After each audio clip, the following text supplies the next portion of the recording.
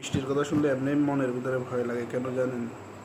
গেছে 24-এর বন্যার কথা মনে করে দেয়। ফ্যামিলির সাথে সে 15 দিন যোগাযোগ করতে পারেনি।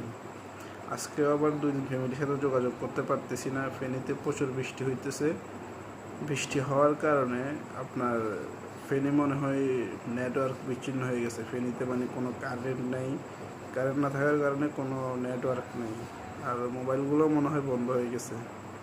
তাই আজকে 2 দিন ফ্যামিলির সাথে কোনো যোগাযোগ করতে পারতেছি না। আর 24-এর বন্যাটার কথা মনে পড়ে যায় যখন যোগাযোগ করতে না পারি। আর প্রবাস থেকে তো আসলে যোগাযোগ যদি একদিনও বিচ্ছিন্ন হয়, প্রবাসীরাই জানে একমাত্র মনের ভিতরে কেমন কষ্টটা অনুভব হয়। তা আপনারা সবাই দোয়া করবেন যেন তাড়াতাড়ি ফ্যামিলির সাথে আমরা যোগাযোগ করতে পারি, প্রবাসীরা যারা ফ্যামিলির প্রবাসী ভাইয়েরা আছে। আর আসলে খুব খারাপ লাগে গেছে 24-এর কথাটা মনে পড়লে।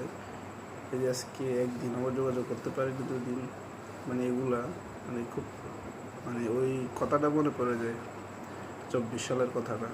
ভাই 24 সালে 15 দিন ফ্যামিলির সাথে যোগাযোগ করতে পারিনি, কেমন আছে কী করতেছে।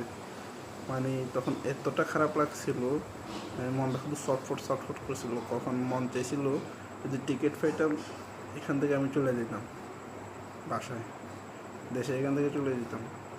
তখন টিকিট পাইনি। এই আর কি, আসলে দোয়া করবেন আমাদের জন্য, প্রবাসীদের জন্য, ভাইয়েরা যারা প্রবাসী আছে। আর আমি আসলে যতটুকু জানি এবার কোনো এখন বন্যা হয় নাই, ওইরকম কোনো বন্যা হয় না, সবাই সুস্থ আছে এটা শুনছি। ফেসবুকে কয়েকজন স্ট্যাটাস দিতেছে, ফেসবুকের মাধ্যমে জানতে পারলাম বন্যা হয় নাই। আর কারেন্ট না থাকার কারণে নেটওয়ার্কের জন্য সমস্যা হইতেছে একটু। আশা করি সব ঠিক হয়ে যাবে কালকের দিন অথবা পরশুর দিনের ভিতরে।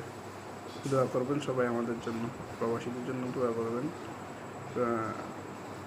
আর কি, এটাই।